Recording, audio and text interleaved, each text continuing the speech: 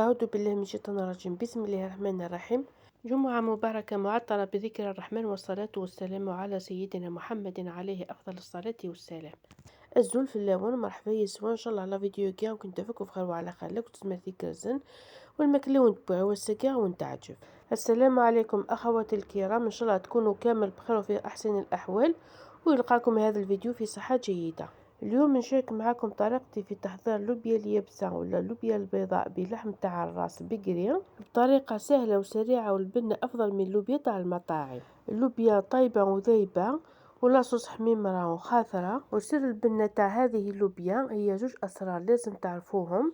تابعوا الفيديو الأخير لتتعرفوا على الطريقة وسر البنة على بركة الله. عندي اللوبيا اليابسة ولا اللوبيا البيضاء منقوعة في الماء ليلة كاملة.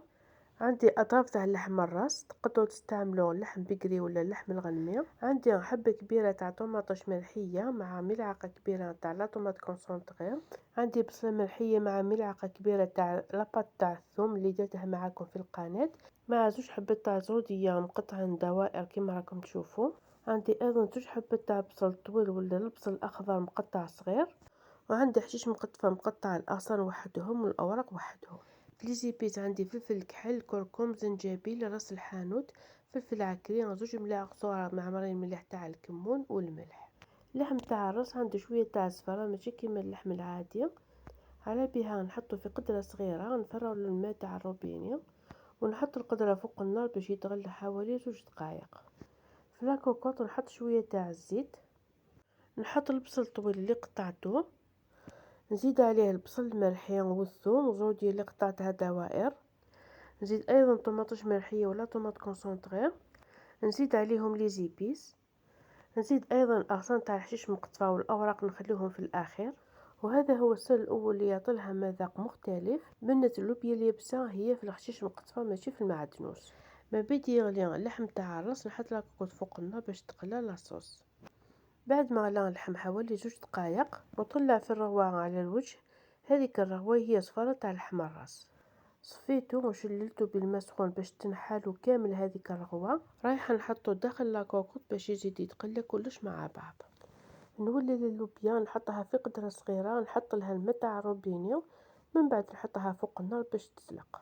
بعد ما تقلى مليح اللحم مع لاصوص نمرق بالماء سخون ونغلق لاكوكوط، من بعد نحطها فوق النار باش يكمل طياب. نولي اللوبيا كي قرب تغلي بدات تطلع في الرغوة ديالها، لازم نحيها كامل باش ما تفيضش. تقدروا تزيدوا لها ملعقه صغيره تاع الكمون باش تنحلها لي غاز، وطرف صغير تاع القاص باش تبقى على لونها الابيض الاصلي. نخليها فوق النار حتى يدخلها طياب، وكل ما تطلع في الرغوة نحيها. بعد ما فتحت لاكوكوط لقيت اللحم تقريبا طاب، وايضا اللوبيا دخلها طياب. صفيتها وحطيتها في لاصوص مع اللحم، وفيها لاصوص قسمة تكمل طياب. وهذا هو السر الثاني باش تخرج لكم اللوبيا بزاف بنينه. في بول صغير نحط الاوراق تاع حشيش مقطفه اللي خليتهم في الاول، نحط عليهم نص ملعقه كبيره تاع الكمون وملعقه كبيره تاع الثوم، نخلطهم مليح ونحاول نمعس هذيك الاوراق مع الكمون والثوم، ونخرج الماء اللي كاينو في اوراق تاع حشيش مقطفه، هو اللي يعطي لها الريحه الشهيه والبنه المميزه للوبيا. وكما راكم تشوفوا عصتي صغيره تزيد بنه كبيره للماكله. بعد ما خلطت مليح هذيك الخلطه تاع حشيش مقطفه والكمون والثوم نزيدهم في لاصوص، نخلطها شويه، من بعد نحط الغطاء ونحط لاكوكوط فوق النار متوسطه باش هذيك اللوبيا تكمل طياب وتشرب من بنه تاع لاصوص.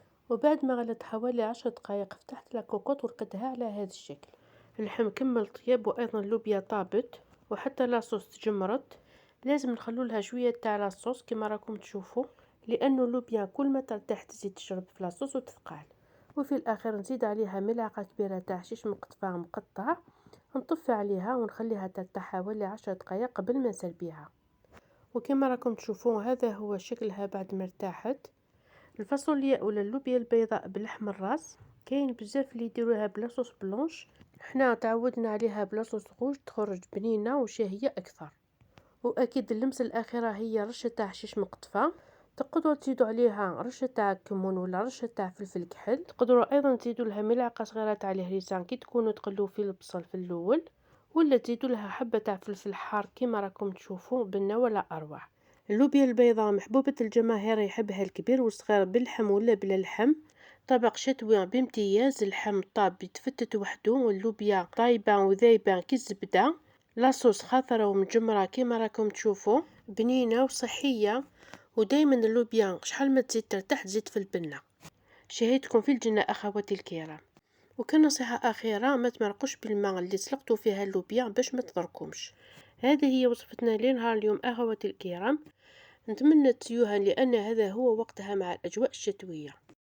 إذا عجبكم الفيديو والمحتوى أخواتي الكرام، ما تنسونيش باللايك والأبوني في القناة، جزاكم الله الجنة والنعيم ديالها إن شاء الله. أستودعكم الله الذي لا تضيع ودائعه، والسلام عليكم.